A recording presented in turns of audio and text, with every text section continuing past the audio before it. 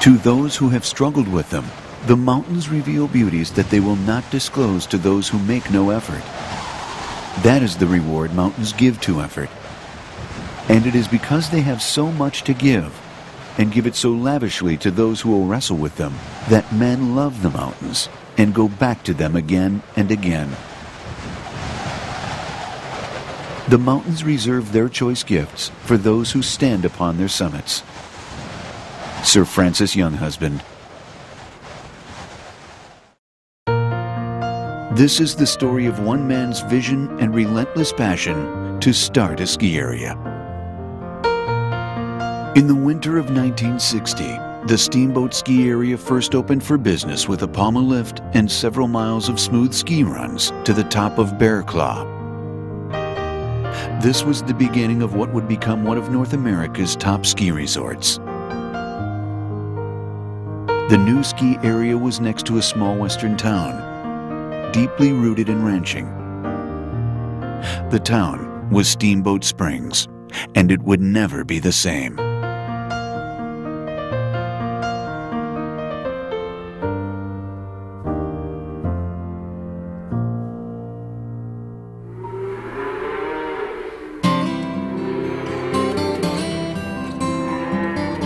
Jim Temple grew up on the Focus Ranch, 50 miles north of Steamboat Springs, Colorado.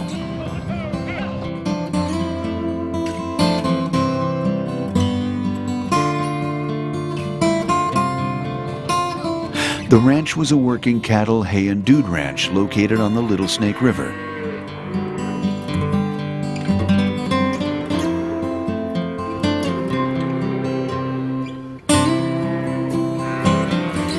Jim spent his days irrigating vast hay meadows.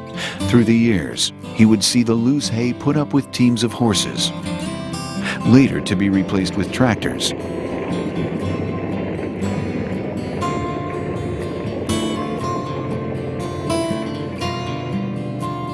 And finally, the tons and tons of hay were baled. Over 1,000 tons to be exact.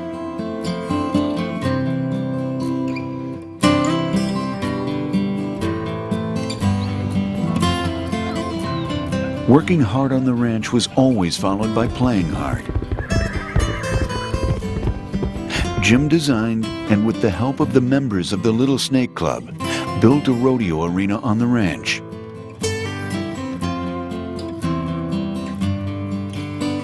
Cowboys would travel from hundreds of miles to go to the Little Snake Rodeo.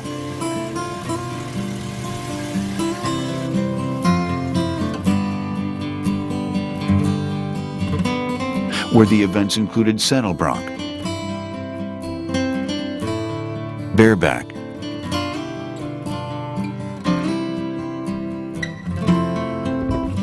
and calf roping.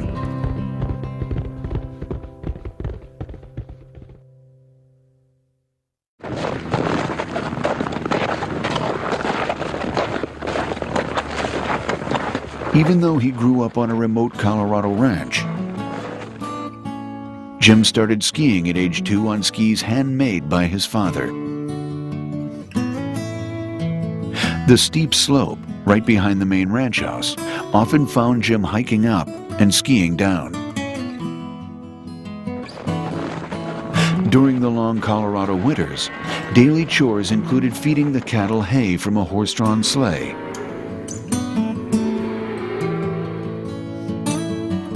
Jim and his family would travel to Steamboat for the winter carnival every winter. We used to come from the ranch to Steamboat to the ski carnival every winter, and ranchers came from all over the county and pulled the skiers down Main Street with their horses. There were competitive ski events of all kinds at the Steamboat Springs Winter Carnival. There was the obstacle course on skis, and chariot races where the ranchers would hitch up their fastest horses and race each other. Even the marching band was on skis.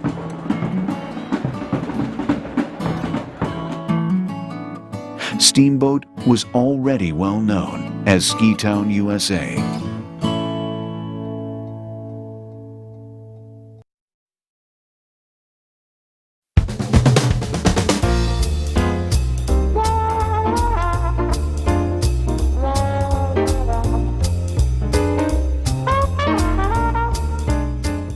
Jim Temple had skiing in his blood. Beginning in 1948, Jim spent the next 7 winters in Sun Valley working on the ski patrol.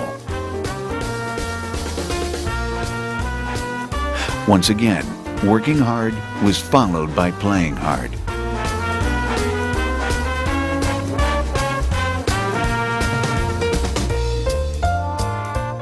Sun Valley hosted world-class ski competitions. And Jim was always there to watch and often filmed the races.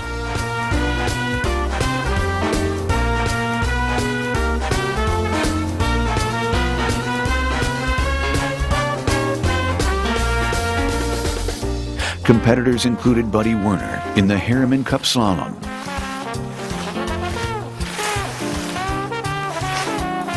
and Hans Nogler in the Harriman Cup Downhill.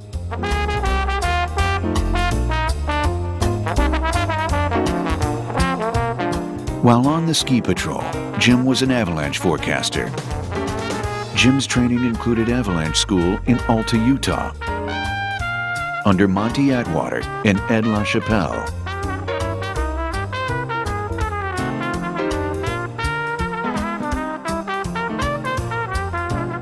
He would often set off huge slides.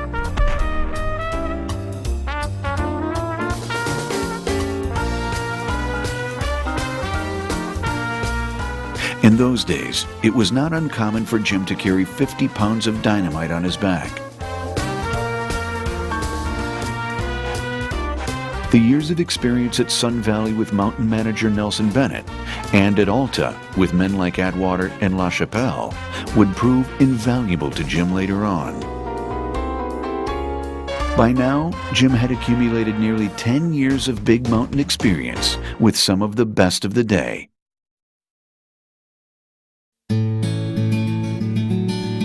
Beginning in 1955, Jim made the first of what would be many trips to the top of Storm Mountain. In the summers, he hiked to the top, or drove jeeps or rode horses to the summit.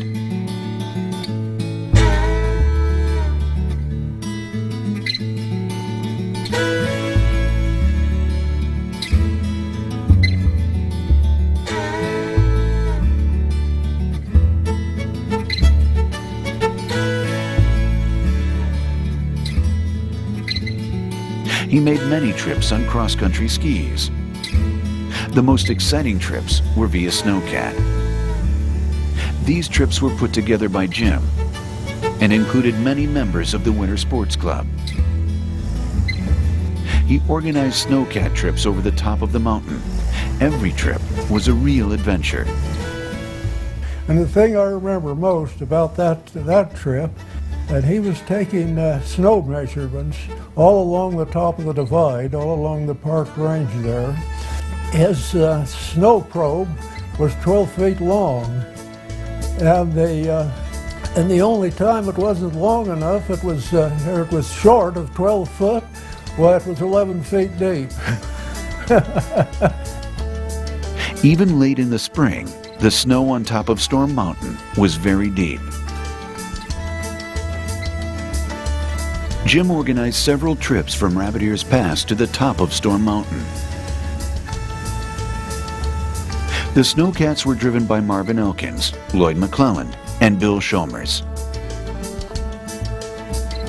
Skiers on these trips included Ed and Loris Werner, Gates and Butch Gooding, John Elliott, Chuck Lyon, Bill Lake, Orville Bedell, Auburn Lukens, Russ Whitmer, Pat and Jack McElroy, John Fetcher, Ty and Lloyd Lockhart, Harry Baum, and Marvin Crawford.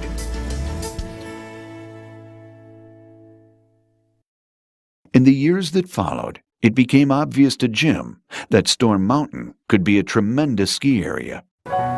In 1956, on one of the snowcat trips over the mountain with Winter Sports Club skiers, skiing down, I looked across from one bald spot as they skied down on the other one, and it was so beautiful. I thought right then, I have to start this ski area. In the years that followed, it quickly became obvious to Jim that Storm Mountain had some very special possibilities. All of the early members of the Snowcat trips were in agreement that the skiing on Storm Mountain was incredible.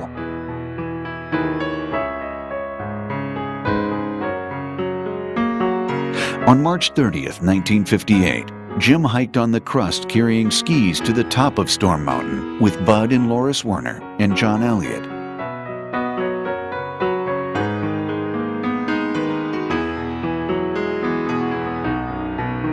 It was magical to watch the Olympic skiers work their way through the trees and down Storm Mountain. The powder snow was as light as a feather.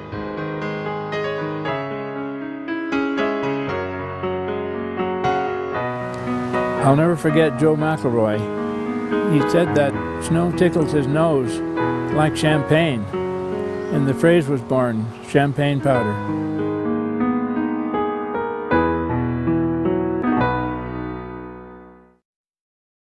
Owning the land at the base of the mountain was essential to start the ski area. Jim began to buy key ranches at the location of the future base area. The first ranch purchased was the most critical. It consisted of 100 acres, owned by Ernest Arnold, and included all of the land known as Bear Claw. This private ownership includes several ski lifts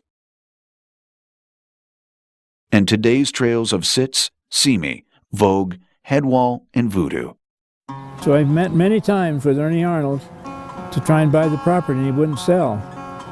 And one time Ernie Arnold mentioned to me that he needed a Ford tractor. And I thought about that and said, Ernie, if you would give me an option on your property, I've got just the tractor you need. And he said, how much do you want for it? I had $1,400. And he said, okay. And so I got an option on the property and delivered the tractor by driving it 52 miles from the ranch and delivered it to Ernie. And I paid the full amount of $4,600 for that property, and I owned the ski area in full and outright, and we were both winners. Over the next few years, Jim purchased over 800 acres of land at the base of the mountain. I formed the Storm Mountain Ski Corporation in 1958 and brought in Marvin Crawford, Jerry Groswald, Bill Sayer, and John Fetcher. In the summer of 1958, groundbreaking at Storm Mountain was finally underway. In the summer of 1958, July 6, was a big day in my life. It was groundbreaking for this ski area as they knocked down the big tree and a ski area was formed, Storm Mountain. Jess Brenton cleared the trails, and as a D7 operator, he was unrivaled. Over the next 3 summers, the trails to the top of Bear Claw were cut. The trees were knocked down with the D7 Cat, stacked in piles, and burned.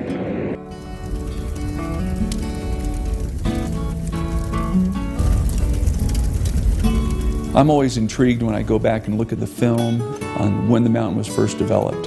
And what I have come to understand and fully appreciate now more so than ever is the unique and incredible vision that Jim Temple had when he went to create this mountain.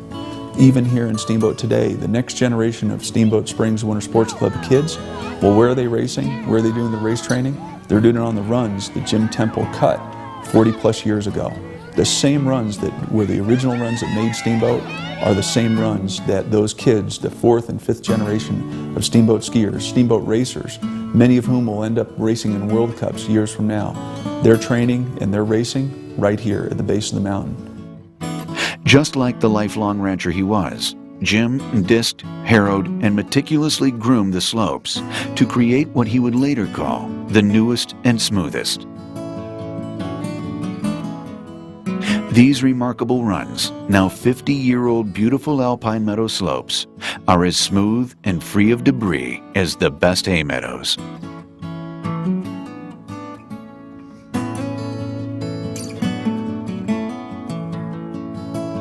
While Jim was occupied both day and night developing on Storm Mountain, his wife Audrey was busy making her own contributions to skiing in the valley.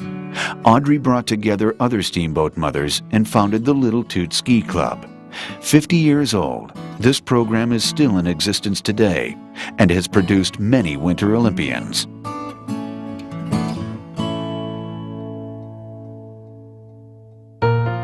The initial ski lift was delivered and installed in the summer of 1960. It was the 2,200-foot-long Palma lift, located roughly where the south face lift sits today. On December 20, 1960, the Storm Mountain Ski Area officially opened for business. Lift tickets were $2.60 for adults and $1.40 for children. Jim Temple's dream to start a ski area had become a reality. That same year, Jim had purchased a Hunziker double chairlift. Installation began in the fall of 1960, but the snow arrived before the lift was complete. For several winters before the chairlift was installed, Jim hauled skiers to the top of Bear Claw by Jeep Caravan. Nationally sanctioned college races were held on Sitz and Simi. Jim was a true visionary in more ways than one. He envisioned this ski area with the trails and lifts pretty much the way they are now.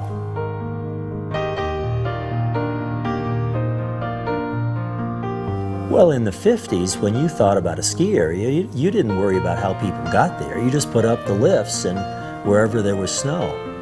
But Jim showed in that first brochure airplanes flying from major cities in America into Steamboat.